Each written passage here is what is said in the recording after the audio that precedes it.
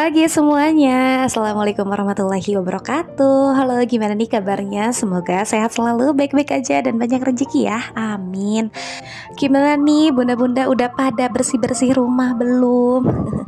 Ayo semangat yuk, kita bersih-bersih rumah bareng.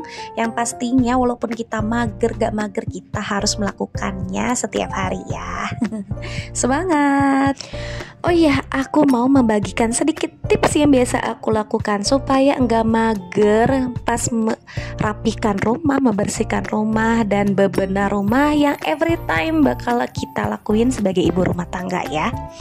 Nah, pertama kita lihat jauh ke depan nih, betapa kusamnya rumah, berantakannya, apalagi yang punya bocil itu pasti super berantakan banget setiap waktunya ya. Tapi nggak apa-apa, kita bisa merapikannya lagi walaupun itu berantakan lagi.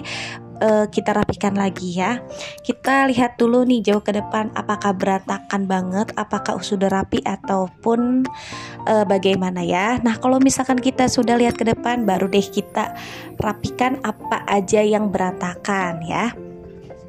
Nah, yang kedua, aku biasanya sih ajak anggota keluarga, karena di rumah aku tuh ada suami aku, anak aku, dan aku. Jadi kalau misalkan pas suami libur itu aku 50% ya. Jadi bagi tugas untuk membersihkan seluruh ruangan rumah aku gitu. Nah, karena di sini suami aku udah berangkat kerja ya, aku sendiri aja ya.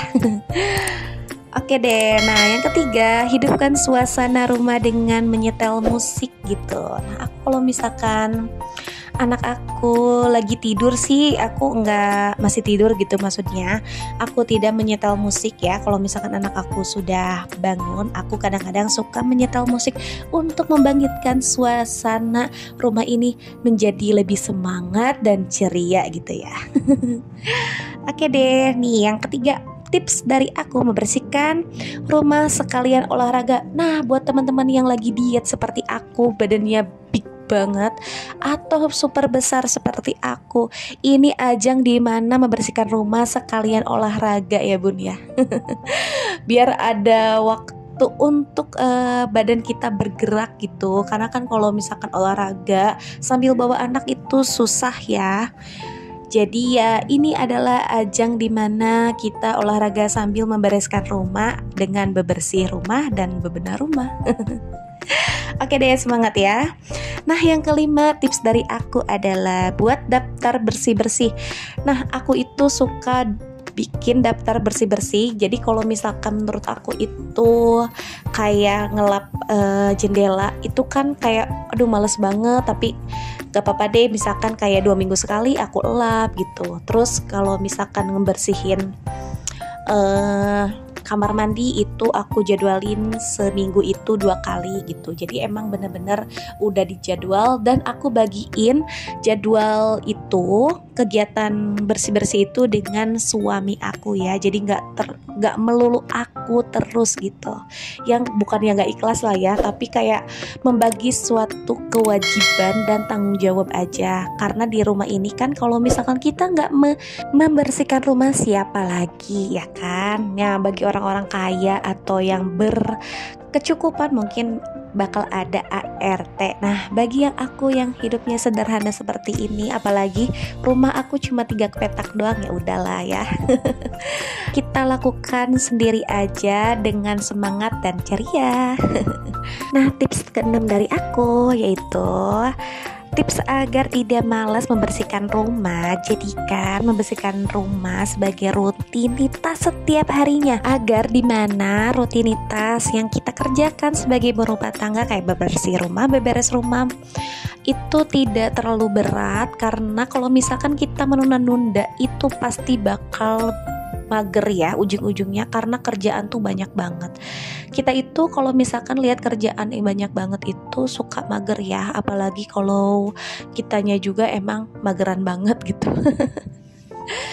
Nah, itu adalah tips dari aku sebagai ibu rumah tangga yang mageran dan pengen rebah-rebahan terus. Jadi kalau misalkan aku lagi mager, nah aku itu inget tips yang tadi ya, 6 tips dari aku itu auto semangat lagi. Oh iya, kembali lagi ke video aku ya. Tadi aku sudah menyapu lantai, membereskan mainan anak aku, terus sudah menyuci juga dan merapikan area kompor gas dan area rak piring juga ya. Nah, kita balik lagi ke videonya. Aku lagi ngelap-ngelap ini tungku si kompor gasnya karena emang 3 harian ini aku nggak cuci. Jadi aku cuci aja biar bersih dan aku juga enak banget gitu pakai si kompor gasnya. Kalau misalkan suatu hal yang bersih dan rapi, kitanya juga bakal nyaman untuk memakainya. Next, aku kemarin beli gorden untuk kolong meja ya. Nah, ini aku belinya di Shopee. Seperti biasa aku itu anak Shopee banget ya. Karena kalau misalkan nyari di pasar belum tentu dapet ukuran dan kriteria yang aku mau. Nah, ini tips untuk teman-teman yang mungkin belum tahu, pasti udah tahu juga sih ya. Nah, buat yang belum tahu aja gitu ya.